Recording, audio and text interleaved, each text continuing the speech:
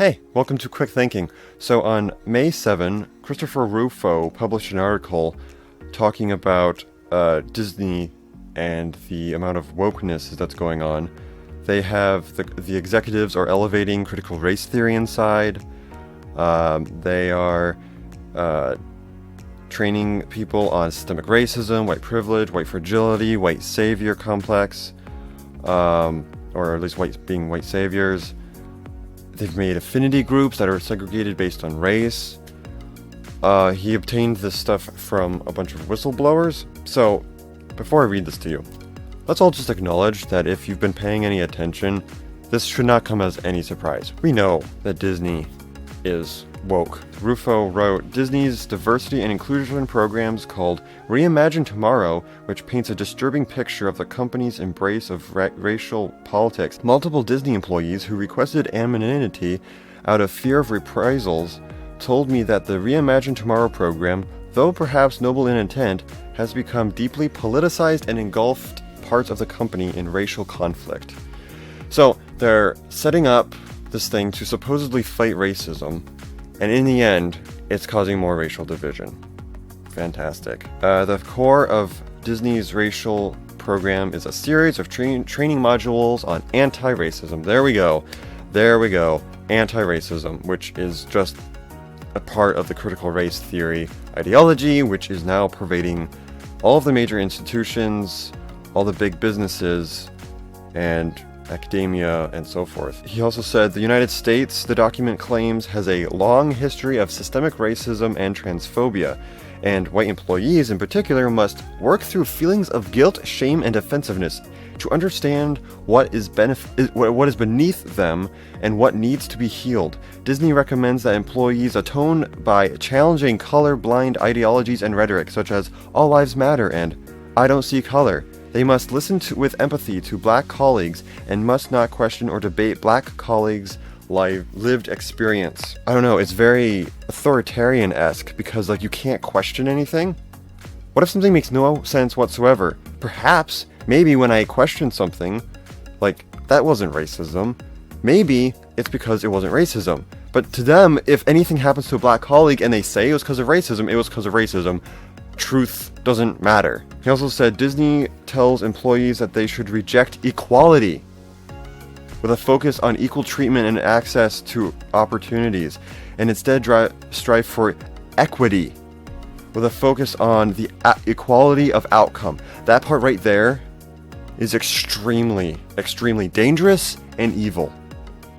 Equality means we all start from the same point and that no one is artificially going to be held back.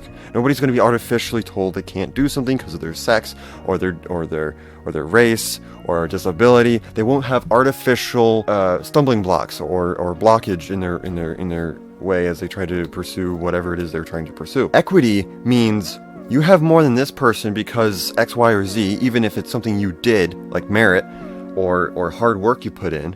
We're going to strip it from you and supposedly give it to the other person. In the end, it's socialism. It's cultural socialism. Socialism is about money, more so. This is just basically cultural socialism. Whatever is happening on the culture side, we redistribute all of that and make the big people little and the little people big, and we're all medium-sized.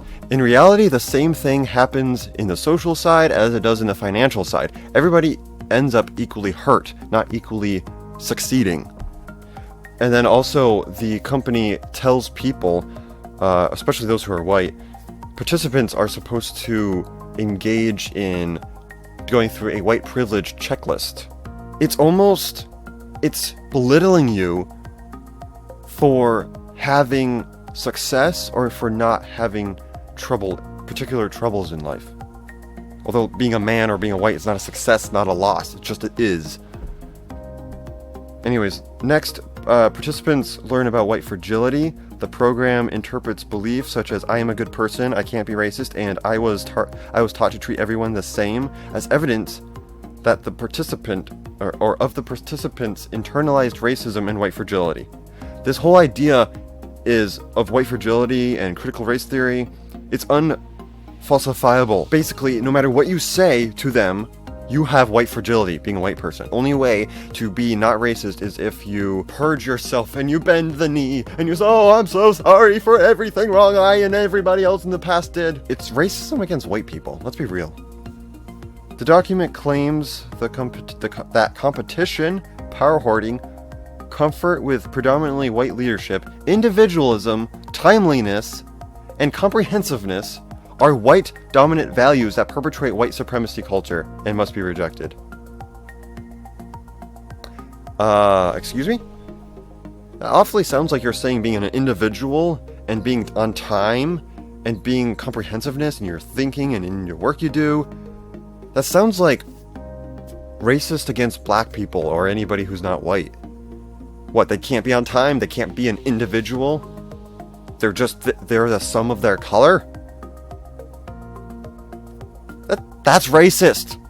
And then, so, white fragility and this.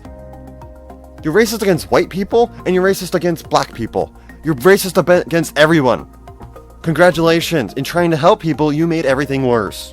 After Christopher Rufo posted the article, and posted the documents he had received from the whistleblowers, Disney made a false claim against him, which he rebutted, and you can find that on Twitter if you want. And then 24 hours after that, they took it down. All the critical race theory on their internal website. They took it all down. They took it all down. Because he exposed them. He exposed them, and they took it down. Even though they said he was wrong and it wasn't true or anything, they took it down. So, let that be a lesson, people. Let that be a lesson. Critical race theory is pervading everywhere. But if we... And it's strong, too. It's strong, too. But if we push back, if we don't let them get away with it, if we show the world for what they are, they run away like roaches.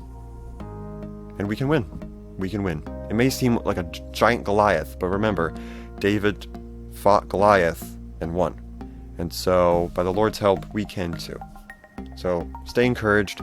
And if you like what you saw here today, be sure to subscribe. Let me know what you think down below. And until next time, keep safe.